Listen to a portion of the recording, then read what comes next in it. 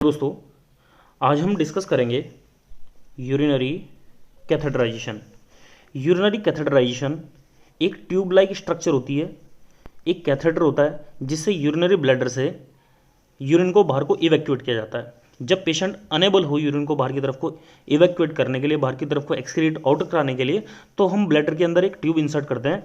ये एक कैथेटर है, ये एक ट्यूब इंसर्ट की जाती है ब्लैडर के अंदर और वहाँ से यूरिन को बाहर की तरफ को इवैक्यूएट किया जाता है। इसी को हम यूरिनरी कैथेटराइजेशन बोलते हैं। तो आज के लेक्चर में हम डिस्कस करेंगे यूरिनरी कैथेटराइजेशन के बारे में, purpose of catheterization, types of catheterization, procedure of urinary catheterization and sample collection of urine. तो आज का कंप्लीट लेक्चर पढ़ने के लिए बने रहिए लोकेश धीमान लेक्चर के साथ में।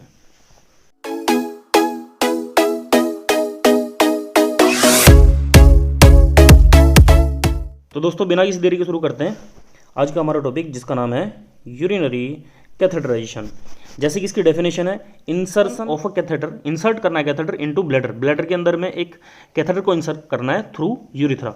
अब इसको समझने के लिए आप एक बार डायग्राम देखो कि एक कैथेटर ट्यूब लाइक स्ट्रक्चर है जिसको ये ट्यूब लाइक स्ट्रक्चर को इंसर्ट किया जाता है, और इंसर्ट करने के बाद में जो टिप एंड ये आपको दिखाई दे रहा है, इसमें एक बलून लाइक स्ट्रक्चर है। बलून लाइक स्ट्रक्चर ही ब्लैडर के अंदर जाके इन्फ्लेट हो जाती है, फूल जाती है।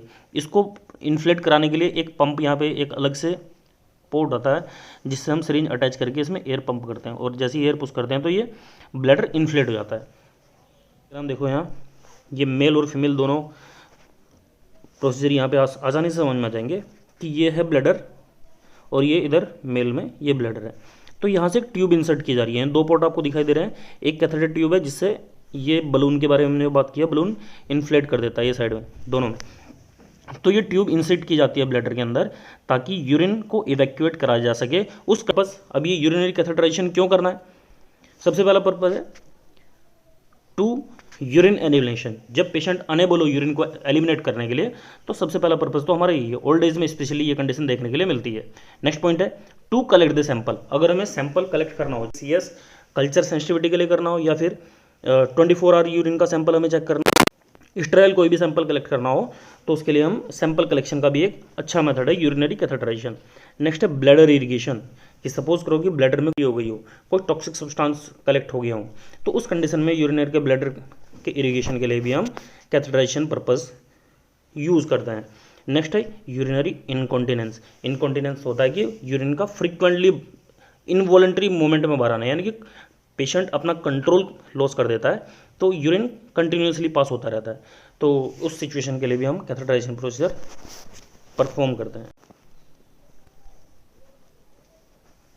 Next types of catheter. कितने टाइप के कैथेटर होते हैं? तो सबसे पहला है रॉबिन्सन कैथेटर, उसी को हम स्ट्रेट कैथेटर भी बोलते हैं और इसी को इंटरमिटेंट कैथेटर भी बोलते हैं। तो ये कैथेटर बिल्कुल सिंपल कैथेटराइजेशन बोलते हैं इसको हम। ये एक टेम्परेरी मेथड है, और ये टेम्परेरी मेथड है, ओनली वन टाइम के लिए यूज़ करते हैं। इसका एग्जांपल है K19। अब ये एक बार डायग्राम देखो आप, ये डायग्राम है, ये इसका सिंपल डायग्राम है। इसको इंसर्ट करना है और एक ही पर्पज, यानी कि ओनली वन टाइम कैथेटर है, जिसको इंसर्ट करने के बाद जनरली इसमें अगर ब्लैडर के अंदर बहुत ज़्यादा यूरिन कलेक्शन हो रखा हो तो उसको हम इजीली एक्सक्रीट आउट कर लेते हैं, या फिर सैंपल कलेक्शन के लिए भी एक मेथड है। तो ज़्यादा लंबे टाइम तक हम इस कैथेटर को रिटेन नहीं करते। एक सिंपल टाइप का कैथेटर भी है, इसी को हम रॉबिन्सन या फिर स्ट्रेट कैथेटर बोला करते हैं। नेक्स्ट कैथेटर है इनड्वेलिंग कैथेटर या फिर रिटेन्ड कैथेटर। रिटेन कैथेटर या रिटेंशन कैथेटर बोल रहे हैं क्योंकि इस कैथेटर को हम बहुत लंबे टाइम तक पेशेंट में रिटेन रखते हैं। Catheter kept in bladder for a long period, जिसको हम बहुत लंबे टाइम तक रख सकते हैं। इसका एग्जांपल है फोलिस कैथेटर। फोलिस से हम इसको जानते हैं। आप ये डायग्राम इधर देख सकते हो कि जो कैथेटर बना है ये,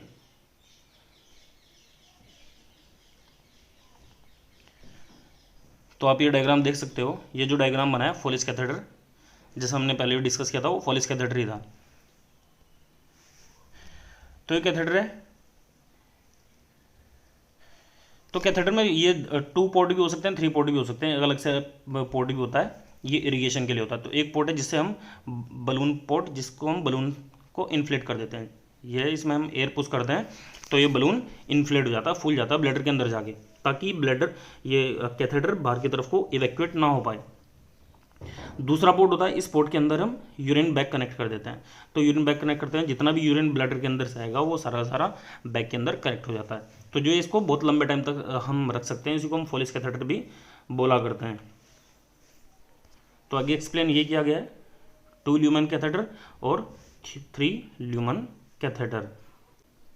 2 ल्यूमेन कैथेटर में फर्स्ट बलून इन्फ्लेट करने के लिए, सेकेंड है ड्रेनेज के लिए, जबकि 3 ल्यूमेन में थर्ड ल्यूमेन होता है वो इरिगेशन के लिए होता है। ऑलरेडी जैसे हमने डिस्कस कर लिया है। नेक्स्ट पॉइंट है कि अगर ये जो हम कैथेटर रिटन कैथेटर यूज़ कर रहे हैं, इसका जो बलून है, बलून को इन्फ्लेट करने के लिए हमें क्या करना है? जनरली इन्फ्लेट करने के लिए हम इसमें 5 ml, जब चिल्ड्रन हो, चिल्ड्रन में हमें 5 ml फ्लूइड इंसर्ट करना पड़ता है और अडल्ट में 10 ml। तो यहाँ पे क्वेश्चन बनता है आपके लिए कि कभी भी हमें बलून को इन्फ्लेट करना हो तो उसके अंदर क्या पुश करना है? हमें पुश करना है डिस्टल वाटर। जैसे नेक्स्ट पॉइंट लिखा हुआ है, इन्फ्लेटिंग सॉल्यूशन है डिस्टल वाटर। और डिस्टल वाटर कितना? चाइल्ड में कितना है? 5 ml, जबकि अडल्ट में है 10 ml। हमें इसमें पुश करना है। इसमें एक नोट बना हुआ है, इस पर क्वेश्चन बहुत अच्छे एनक्लेक्स लेवल के क्वेश्चन पूछे, 2-3 बार क्वेश्चन पूछे गए हैं। Do not use normal saline. Normal saline को हमें यूज नहीं करना, बिकॉज इट फॉर्म क्रिस्टलाइज। ये क्या है? क्रिस्टलाइज फॉर्म में हो जाता है एंड ये क्या करता है? डिफ्लेशन कंडीशन कर देता है। डिफ्लेशन कंडीशन का मतलब है कि वो डिफ्लेट नहीं करता, फिर क्रिस्टलाइजेशन बन जाते हैं उस बलून के अंदर, जिससे कि वो डिफ्लेशन वाली सिचुएशन नहीं बनती है। तो क्योंकि हमें अगर उसे बाहर निकालना हो कैथेटर को, तो वो डिफ्लेट नहीं होगा। जब तक डिफ्लेट नहीं होगा तब तक कैथेटर बाहर निकलेगा नहीं। तो एक बहुत कॉमन प्रॉब्लम देखने के लिए मिलती है नॉर्मल सलाइन के साथ में। तो ये बात ध्यान रखना है कि अभी भी हमें ब्लैडर के बलून को इन्फ्लेट करना हो तो हमें डिस्टल वाटर ही इंसर्ट करना है, नॉर्मल सलाइन इन्फ्यूज़ नहीं करना है। रिटेंशन टाइम ऑफ कैथेटर की, जो भी कैथेटर हमने यूज़ किया है, इसका रिटेंशन टाइम कितना है? कितने लंबे टाइम तक हम इस पेशेंट को यूज़ कर सकते हैं?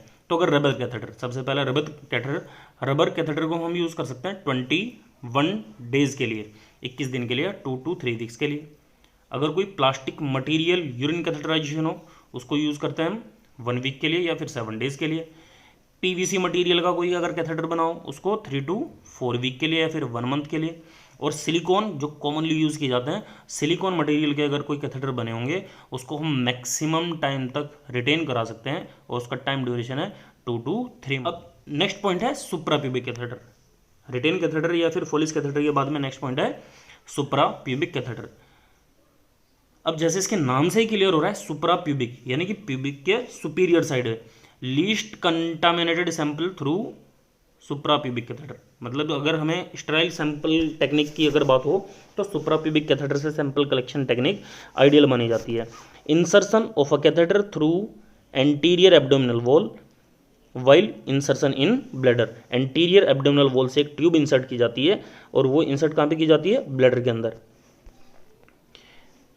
ये इमेज है, ये सुप्राप्यूबिक एरिया, ये है प्यूबिक एरिया, और इस प्यूबिक एरिया से ऊपर वाले एरिया में यहाँ पे एक ट्यूब इंसर्ट की गई है एक होल बनाने के बाद में। और ये ट्यूब जो इंसर्ट की जाएगी वो कहाँ पे की जाएगी? ब्लैडर के अंदर।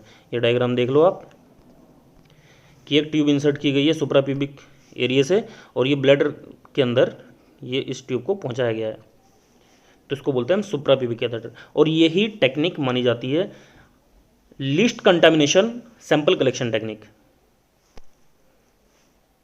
इसका एग्जांपल यहाँ पे है मेलकोट कैथेटर या फिर मशरूम कैथेटर। ये कुछ स्पेशल डिजाइन कैथेटर होते हैं, self retaining protuberance at their tip with stylus. जो भी स्टाइलस होता है, जो इसकी टिप होती है उस पर क्या होता है? एक प्रोट्रूबरेंस निकले होते हैं। इसके लिए भी आपके लिए एक इमेज है मेरे पास में, वो इमेज मैं आपको दिखा रहा हूँ अभी। ये देखो, जो इसकी टिप एंड होता है, इंसर्ट करने के बाद इसकी टिप इन्फ्लेट हो जाती है इस तरह से, तो जिससे कि वो ब्लैडर एरिया से बाहर की तरफ को इजीली बाहर की तरफ डिटेक्ट नहीं हो सकता। तो यही मशरूम एग्जांपल, इसके मशरूम या फिर मेलाकोट कैथेटर का एक एग्जांपल है। यूज़ बताया गया है सुप्राप्यूबिक कैथेटर का यूज़ क्या होगा? Least contaminated sample. जो भी सैंपल होगा वो कैसा होगा? लीस्ट कंटामिनेटेड सैंपल होगा। नेक्स्ट है third ureteric catheter. Ureteric catheter से मतलब है कि एक ऐसा कैथेटर जो यूरेटर में इंसर्ट किया जाता है। Insertion of a catheter into renal pelvis through ureter, ureter के through urethra by use of cystoscope और बाय यूरोलॉजिस्ट। ये एक अनदर टेक्निक है कैथेटर को इंसर्ट करने की। यूरिथ्रा और यूरेटर के थ्रू इंसर्ट किया जाता है। किस जगह पे? रीनल पेल्विस में इसको इंसर्ट किया जाता है। ये है यूरेटर कैथेटर और इसको जो इंसर्ट किया जाता है वो कहाँ पे किया जाता है? रीनल पेल्विस में। यह डायग्राम देखो आप कि ब्लू कलर का एक डिज़ाइन कैथेटर है जो इसको इंसर्ट किया जा रहा है रीनल पेल्विस में, और इसका एक एंड है यूरिनरी ब्लैडर के अंदर, और यूरिनरी ब्लैडर से दूसरा कैथेटर वापस से इंसर्ट किया गया है इस यूरिन को बाहर की तरफ को एक्सक्रीट आउट कराने के लिए। तो ये इसी कैथेटर को हम बोलते हैं यूरेटर कैथेटर। इसका एग्जाम्पल है क्वाड कैथेटर, जिसकी टिप कैसी होती है? कॉनकेव्ड होती है और रिजिड होती है। इसके लिए एक इमेज यहाँ पे देख सकते हो आप। ये अलग अलग टाइप की कैथेटर की टिप है। ये इस तरह की टिप जहाँ पे ओपनिंग होती है, और ये ओपनिंग ब्लैडर के अंदर होती है, अलग अलग टाइप की। नेक्स्ट अनदर टाइप है टेक्सस कैथेटर। इसी को ही हम कॉन्डोम कैथेटर भी बोला करते हैं, और इसका एग्जांपल है कि सैंपल कलेक्शन के लिए चिल्ड्रन में या फिर यूरिन इनकॉन्टिनेंस के लिए ओल्ड एज पेशेंट्स के लिए हम कॉमनली यूज़ करते हैं कॉन्डोम कैथेटर। डायग्राम इसका आप यहाँ पे देख सकते हो कि मेल और फीमेल्स के लिए कुछ इस तरह से कैथेटर हम यूज़ किया करते हैं, इसको बोलते हैं हम टेक्सस कैथेटर। ये डायग्राम है। प्रोसीजर्स के अंदर सबसे पहला पॉइंट है साइज़, कि कैथेटर के साइज़ बहुत इंपॉर्टेंट पॉइंट है भी, कि कैथेटर के जो साइज़ होंगे वो 5 फ्रेंच टू 26 फ्रेंच, और 1 French is equal to, last lecture में हमने जो बात की थी वो कितना था? 1 French is equal to 0.33 mm। अगर इन्फेंट के लिए जो कॉमनली कैथेटर यूज़ करना है वो 5 टू 8 फ्रेंच का हम यूज़ करते हैं। चिल्ड्रन के लिए यूज़ करते हैं 8 फ्रेंच टू 12 फ्रेंच, और अडल्ट के लिए जो कॉमन कैथेटर यूज़ करते हैं 16 टू 18 फ्रेंच का यूज़ करते हैं। 26 फ्रेंच तक भी जाते हैं, लेकिन जो कॉमनली यूज़ करते हैं 16 टू 18 फ्रेंच का कॉमनली हम यूज़ करते हैं। और अडल्ट फीमेल्स के लिए 14 टू 16 फ्रेंच, और कॉमन है फीमेल्स के लिए 14 फ्रेंच। तो इतना साइज़ हम कैथेटर का यूज़ करते हैं मेल्स और फीमेल्स के लिए। उसके बाद इंसर्शन, जब हम इंसर्शन करेंगे तो कितना इंसर्ट करते हैं? मेल में 7 टू 9 इंचेस, जबकि फीमेल में 2 टू 3 इंचेस। ऐसा क्यों, इतना डिफरेंस क्यों है? क्योंकि मेल कैथेटर जो हम इंसर्ट करते हैं उसमें मेल यूरिथ्रा का साइज़ है थोड़ा बड़ा होता है इन कंपेयर टू फीमेल्स, इसलिए इसका साइज़ में इतना बड़ा डिफरेंस है। नेक्स्ट पॉइंट बोला गया है टू बी इंसर्टेड या टू बी यूज स्टराइल और असेप्टिक टेक्निक। यूरिन कैथेटराइजेशन एक स्टराइल टेक्निक है या असेप्टिक टेक्निक है। कभी भी हम कैथेटराइजेशन को इंसर्ट करें वो असेप्टिक टेक्निक के अंडर ही हम इसको इंसर्ट करेंगे, क्लीन टेक्निक नहीं, असेप्टिक टेक्निक हमें यूज़ करनी पड़ेगी। नेक्स्ट पॉइंट है पोजीशन, कि पेशेंट की कौन सी पोजीशन हमें यूज़ करनी है। तो यहाँ पे मेल और फीमेल की दोनों अलग अलग पोजीशन दी गई है, कि पोजीशन कौन सी देनी है। अलग इंपॉर्टेंट अनदर इंपॉर्टेंट पॉइंट है कि पोजीशन कौन सी है मेल के लिए? Supine with leg abducted position. Diagram देखिए आप कि सुपाइन पोजीशन दी है, साथ साथ में लेग एब्डक्टेड पोजीशन दी गई है। डायग्राम को देख सकते हो। और पेनिस की जो पोजीशन होगी वो कैसी होगी? Upward and forward at 90 degree. 90 degree angle हमें रखना है और अपवर्ड पोजीशन में हमें रखना है। जबकि फीमेल्स के लिए जो पोजीशन होगी कौन सी होगी? डोर्सल रिकम्बेंट पोजीशन होगी। अब डोर्सल रिकम्बेंट पोजीशन कैसी होती है? ये डायग्राम आप देखो कि यह डोर्सल रिकम्बेंट पोजीशन, ये पोजीशन हमें यूज़ करनी है कैथेटराइजेशन के लिए। नेक्स्ट पॉइंट है क्लीनिंग।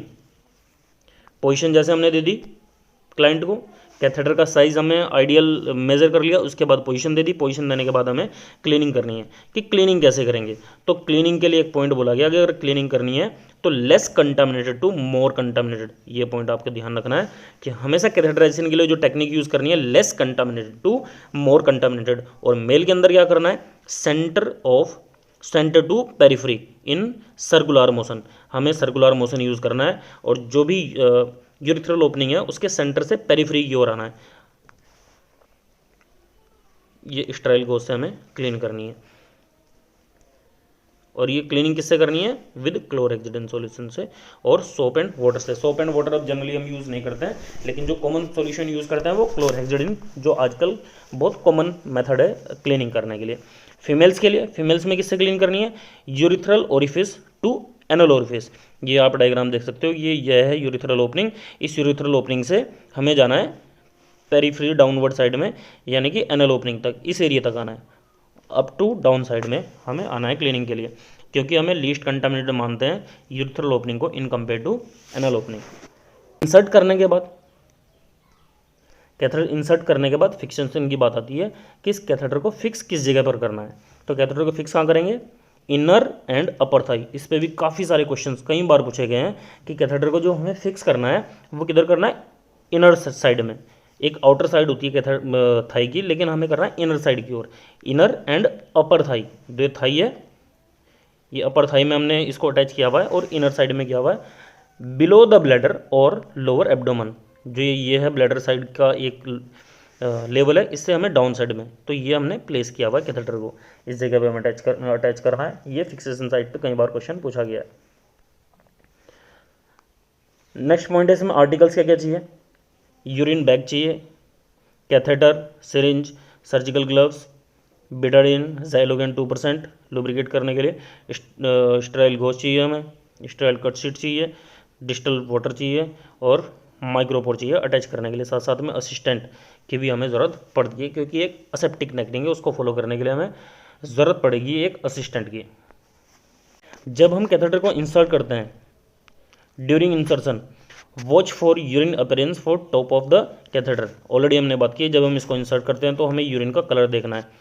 कनेक्ट द यूरोबैग, जैसे ही कैथेटर में यूरिन आने लग जाता है ऐसे ही हमें यूरोबैग को कनेक्ट कर देना है। Inflate the balloon with 10 ml water, और 10 ml वाटर कौन सा यूज़ करना है, स्टेराइल वाटर से हमने जिसमें बात की है यूज़ करना है, नॉर्मल सलाइन यूज़ नहीं करना है। Fix the catheter to inner and upper thigh below the urinary bladder as already discussed.